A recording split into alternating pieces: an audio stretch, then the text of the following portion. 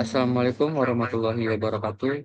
Sebelumnya saya mengucapkan terima kasih kepada Bapak Ronald Versegu sebagai dosen pengampu mata kuliah Pendidikan Kewarganegaraan MKU EKP 01 yang sudah memberikan kesempatan kepada kelompok kami untuk presentasi kali ini.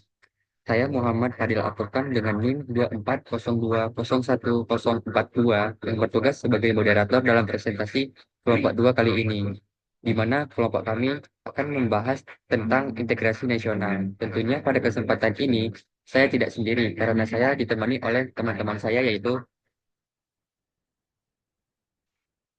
Saya Gilang Ramadan, NIM 24020267. Saya Putri Cairliza dengan NIM 24020107.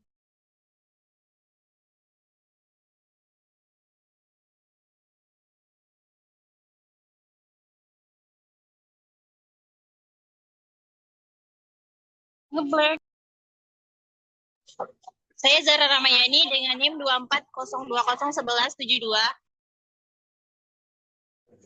Dan saya Trivika Aprilia dengan NIM 2402011148. baik. Langsung saja pada materi pertama yang akan dijelaskan kepada presentator kami. Dipersilakan untuk presentator kami.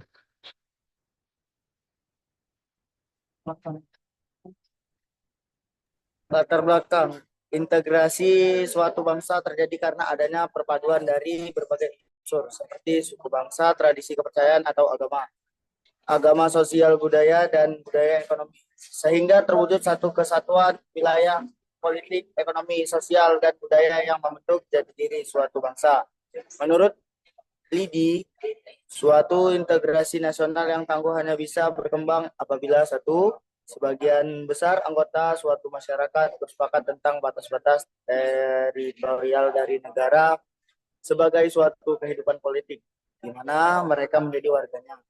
Dua, apabila sebagian besar anggota masyarakat tersebut bersepakat mengenai struktur pemerintahan dan aturan-aturan daripada proses politik yang berlaku sebagai seluruh masyarakat diawasi wilayah negara tersebut.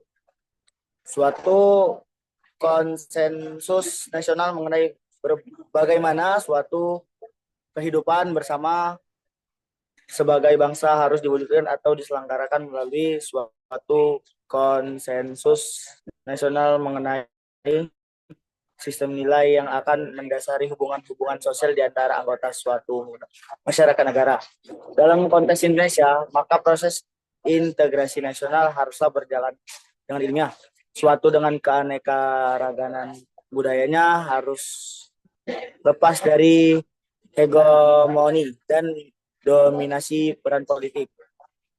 Peran politik etnik tertentu, suatu integrasi nasional yang tangguh akan berkembang di atas konsensus nasional mengenai batas suatu masyarakat politik dan sistem politik yang berlaku bagi seluruh masyarakat tersebut.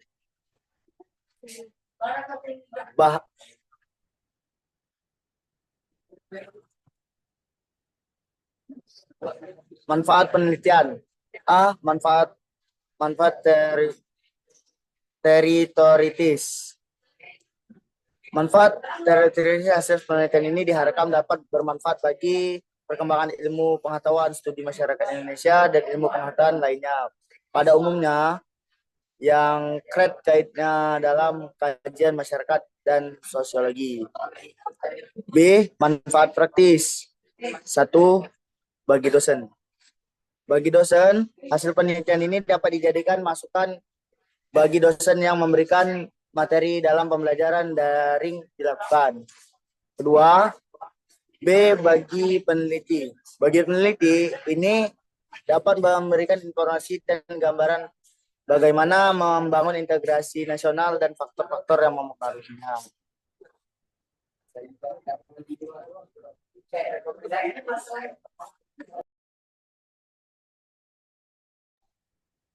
Baik, di sini saya akan menjelaskan pengertian integrasi nasional. Integrasi nasional berasal dari dua kata, yakni integrasi dan nasional. Integrasi ini berasal dari kata bahasa Inggris, yaitu integrate, yang memiliki arti menyatupadukan, mempersatukan, atau menggabungkan. Integrasi nasional ialah sebuah proses penyesuaian dan penyatuan unsur-unsur kebudayaan yang ada di Indonesia, di mana kebudayaan yang sangat beragam sehingga terwujudnya sebuah kesatuan dan persatuan bangsa. Integrasi nasional sangat diperlukan untuk mewujudkan sebuah keselarasaan suatu bangsa di tengah-tengah kondisi masyarakat yang berbeda-beda dan dengan wilayah yang luas. Integrasi nasional juga dapat dimaknai sebagai bersatunya suatu bangsa yang menduduki wilayah tertentu dalam sebuah negara yang berdaulat. Ada 6 jenis integrasi nasional. Yang pertama ada integrasi asimilasi, yaitu penggabungan dua atau lebih suatu kebudayaan dengan menghilangkan ciri khas dari kebudayaan aslinya yang diterima oleh masyarakat dengan tujuan integrasi nasional di tengah-tengah keberagaman sosial dan budaya masyarakat. Yang kedua ada integrasi akulturasi, yaitu penggabungan dua atau lebih suatu kebudayaan tanpa menghilangkan ciri khas dari kebudayaan asli tersebut di suatu wilayah atau lingkungan. Yang ketiga ada integrasi normatif, yaitu integrasi yang terjadi karena adanya keberadaan norma-norma yang berlaku untuk mempersatukan masyarakat sehingga integrasi lebih mudah dibentuk. Yang keempat ada integrasi instrumental, yaitu integrasi yang terjadi dan kelihatan secara nyata sebagai akibat adanya keseragaman antar individu dalam lingkungan masyarakat. Yang kelima ada integrasi ideologis, yaitu integrasi yang terjadi dan tampak secara nyata dikarenakan adanya sebuah ikatan ideologis atau ikatan spiritual yang kuat tanpa adanya paksaan. Dan yang terakhir ada integrasi fungsional, yaitu integrasi yang terjadi karena adanya berbagai macam fungsi tertentu dari semua pihak di dalam masyarakat.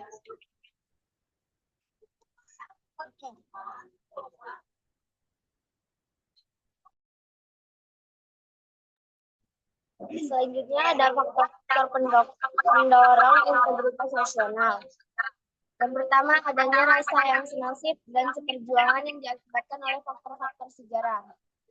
Yang kedua adanya ideologi nasional, yaitu Pancasila.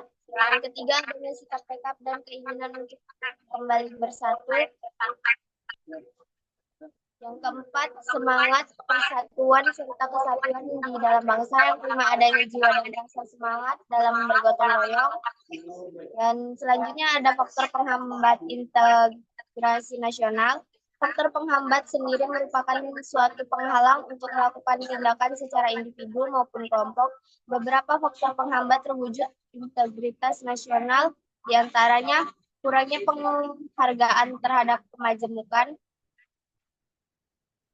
Yang kedua, kurangnya toleransi antara sesama golongan. Yang ketiga, kurangnya keberadaan di dalam diri masing-masing rakyat Indonesia. Yang keempat, adanya sikap ketidakpuasan terhadap ketimpangan dan ketidakmerataan pembangunan.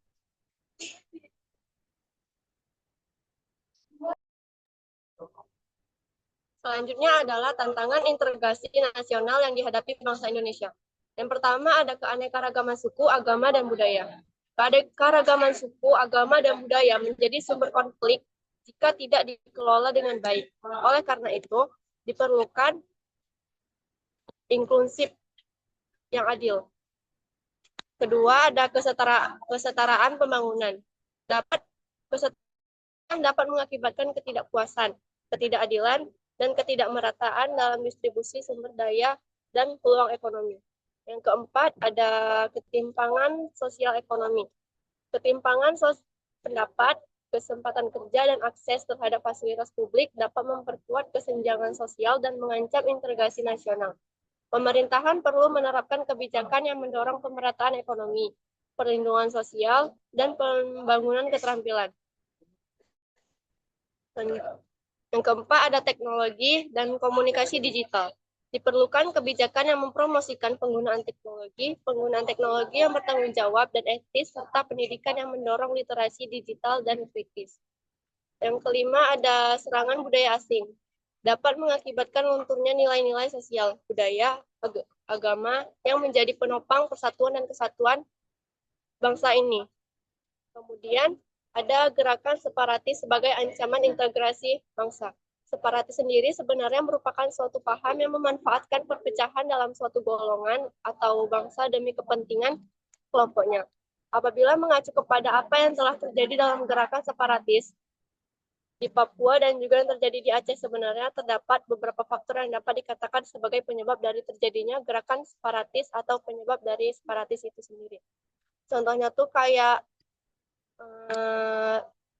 gerakan Aceh Merdeka yang ada di Aceh ya.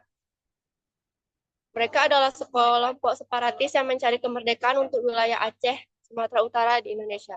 GAM berperang melawan pasukan pemerintah Indonesia dalam pemberontakan Aceh dari tahun 1976 sehingga tahun 2005. Perkiraan jumlah korban tewas mencapai lebih dari 15.000 orang. Organisasi ini melepaskan niat separatisnya dan membubarkan sayap bersenjatanya setelah perjanjian damai tahun 2005 dengan pemerintahan Indonesia. Kemudian mengubah namanya menjadi Komite Peralihan Aceh atau KPA. Pemerintahan Indonesia menyebut kelompok itu sebagai Gerakan Gangguan Keamanan Aceh.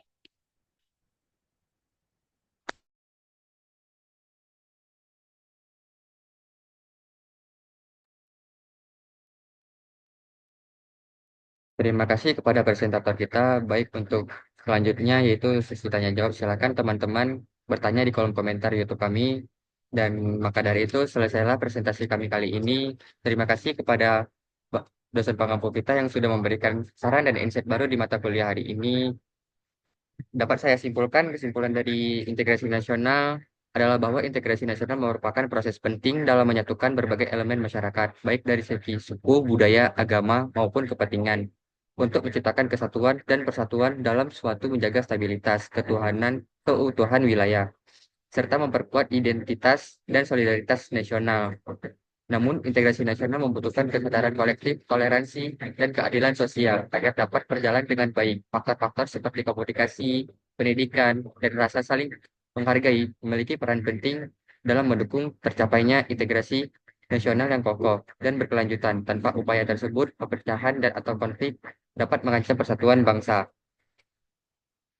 Mungkin segitu saja Pak, hasil presentasi dari kami. Mohon maaf bila ada salah-salah kata. Saya akhiri wabillahi taufik wal hidayah. Wassalamualaikum warahmatullahi wabarakatuh. Waalaikumsalam warahmatullahi wabarakatuh.